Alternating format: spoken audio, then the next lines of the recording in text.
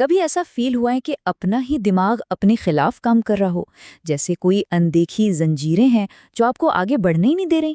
آج ہم انہی دماغی پھندوں کی بات کریں گے اور دیکھیں گے کہ ان سے نکلنا کیسے ہے۔ چلیں سیدھا پوائنٹ پر آتے ہیں۔ کبھی سوچا ہے کہ آپ کے ارد گرد ہمیشہ مشکل لوگ ہی کیوں ہوتے ہیں؟ کیا یہ کوئی قسمت کا کھیل ہے یا اس کے پیچھے کوئی گہری وجہ ہے؟ یہاں نا ایک چیز سمجھنے والی ہے۔ زندگی میں جو مشکلیں آتی ہیں وہ سزا نہیں ہوتی، وہ ایک امتحان ہے، ایک اسائنمنٹ۔ یہ خاص طور پر آپ کی کسی طاقت کو، آپ کی کسی خوبی کو ٹیسٹ کرنے کے لیے بھیجی جاتی ہیں۔ اب اس کو ذرا ایسے سمجھو، اصول یہ ہے کہ جو آپ کی سب سے بڑی خوبی ہے نا، وہی آپ کا سب سے بڑا ٹیسٹ بنتی ہے۔ مثال کے طور پر مان لیں آپ بہت رحم دل، بہت خیال رکھنے والے انسان ہیں، تو پھر پکی بات ہے کہ آپ کے ارد گرد خود غرض، صرف اپنے بارے میں سوچنے والے لوگ جمع ہو جائیں گے۔ یہ قدرت کا طریقہ ہے آپ کے رحم کو آزمانے کا۔ اسی طرح ایک اور مثال دیکھ لیں، اگر آپ کی سب سے بڑی طاقت آپ کی بہادری ہے، آپ کی ہمت ہے، تو پھر بزدل لوگ آپ کو ہر موڑ پر آزمائیں گے۔ یاد رکھنا، یہ سزا نہیں ہے، یہ اسائنمنٹ ہے۔ اس کا مقصد آپ کو عاجزی سکھانا ہے تاکہ آپ اپنی طاقت کے گھمنڈ میں نہ آ جائیں۔ ایک بزرگ نے کیا کمال مثال دی تھی۔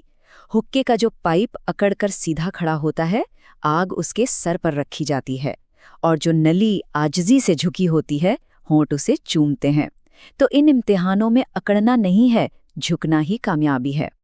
اچھا، اب آتے ہیں اس سب سے بڑے دماغی پھندے کی طرف، ایک ایسا جھوٹ جو ہمارا دماغ ہمیں روز بیچتا ہے اور ہمیں آگے بڑھنے سے روکتا ہے۔ ابھی تیاری نہیں ہے، بس یہ ایک جملہ ہمارے سارے خوابوں کو ختم کر دیتا ہے۔ ابھی رک جاؤ، ابھی صحیح وقت نہیں آیا۔ یہ وہ سب سے خطرناک اور مہنگا جھوٹ ہے جو ہمیں ایک ہی جگہ پر قید رکھتا ہے۔ کبھی سوچا ہے کہ آپ سے کم قابل، کم لائق لوگ آپ سے آگے کیوں نکل جاتے ہیں؟ وہ لوگ جو کل آپ کے پیچھے تھے، آج آپ سے کہیں آگے کھڑے ہیں۔ اس کی وجہ کیا ہے والا؟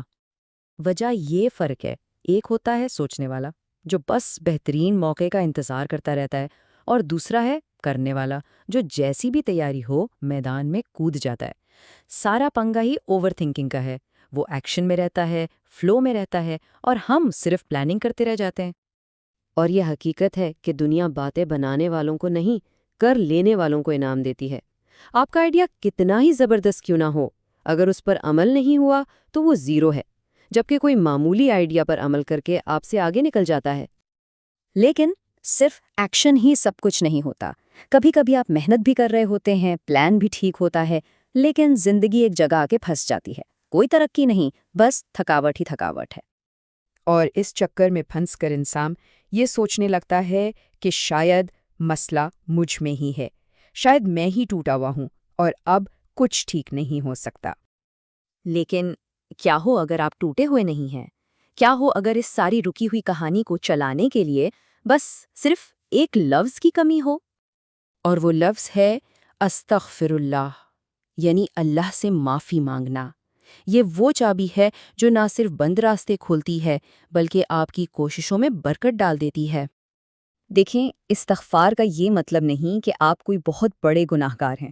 اس کا مطلب ہے اپنے دل کو صاف کرنا، ان روحانی رکاوٹوں کو ہٹانا جو آپ کی محنت اور کامیابی کے بیچ میں آ رہی ہیں۔ قرآن میں حضرت نوح علیہ السلام نے اپنی قوم سے کہا تھا کہ اللہ سے استغفار کرو، وہ معاف کرنے والا ہے، وہ تم پر آسمان سے بارش برسائے گا، تمہیں مال اور اولاد سے مدد دے گا، تمہارے لیے باغ بنائے گا اور نہریں جاری کر دے گا۔ یہ محنت کے ساتھ برکت کا وعدہ ہے۔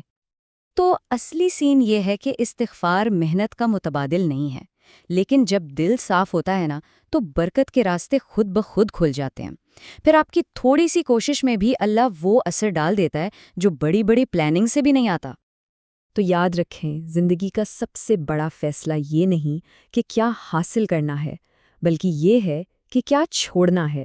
آج خود سے پوچھیں، آپ اپنے دماغ کے کس پھندے کو، کس سوچ کو اور کس عادت کو آج پیچھے چھوڑ رہے ہیں؟